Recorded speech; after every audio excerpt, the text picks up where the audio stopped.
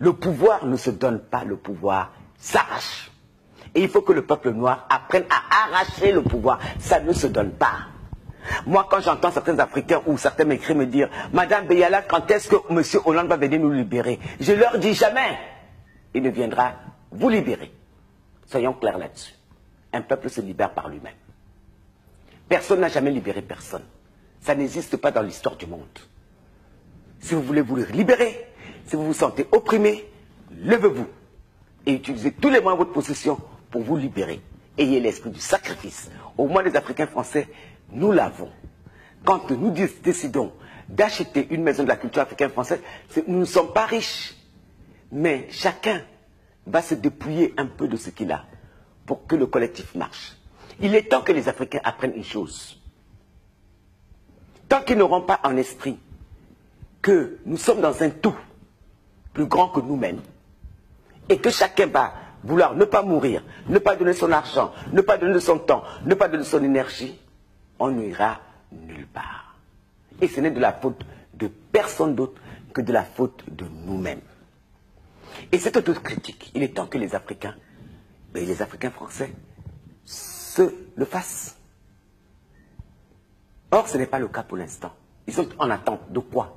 Il ne se passera rien. Mes frères, il ne se passera rien si vous ne faites pas. Parce que moi, si je suis opprimé, je me lève. Quand je crée le collectif Égalité, à l'époque pour réclamer des places pour les Noirs, c'est parce que je sentais j'étais opprimé et que mes frères étaient opprimés. Donc, je me lève. Et je prends des risques. Et des risques, on peut même jusqu'à aller se faire tuer.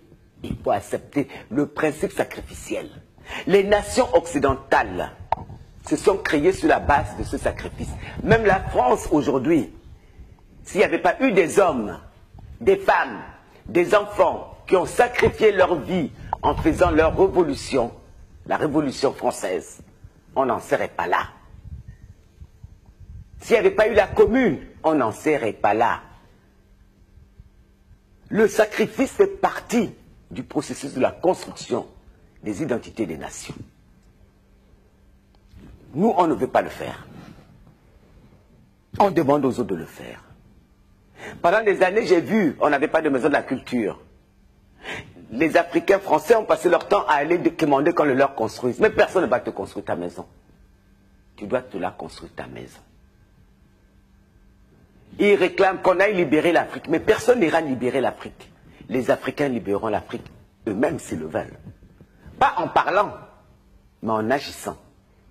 Parce que ça fait des décennies qu'on les entend parler. Moi, je suis un révolutionnaire. Non, tu l'es. Pose l'acte. Tu n'es pas content du régime. Lève-toi. Déjà à l'époque, j'ai réécouté récemment Fela Ramson Kuti. Tout ce que je dis là, il le disait déjà. Ça veut dire que c'est un comportement chez nous récurrent.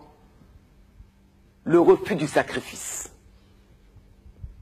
Donc on ne bâtira jamais de nation tant qu'on ne l'aura pas. Tout le monde veut arriver à Dieu, mais personne ne veut mourir.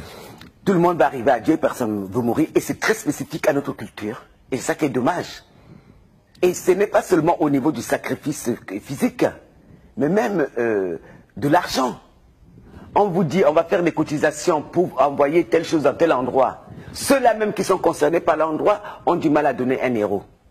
Bon Dieu. Comment voulez-vous avancer?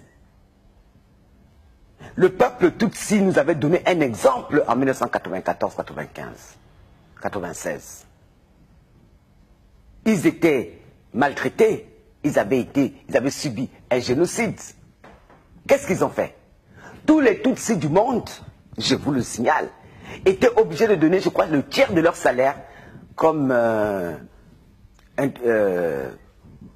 don à la révolution. Et ils l'ont tous fait, enfants comme adultes, vieux comme jeunes, hommes comme femmes. Et Kagame se battait au front. Là, j'entends des gens, oh, on est en train de nous tuer et nous, on n'est pas contents. Et ils marchent. Mais marcher. Mais marcher, c'est thérapeutique, certes. Mais ce n'est pas comme ça que l'histoire des peuples change. l'histoire des peuples change par le sens du sacrifice. Là, quand Hollande est passé l'autre jour à la télé, il appelait tous les Français au sacrifice économique pour redresser la France.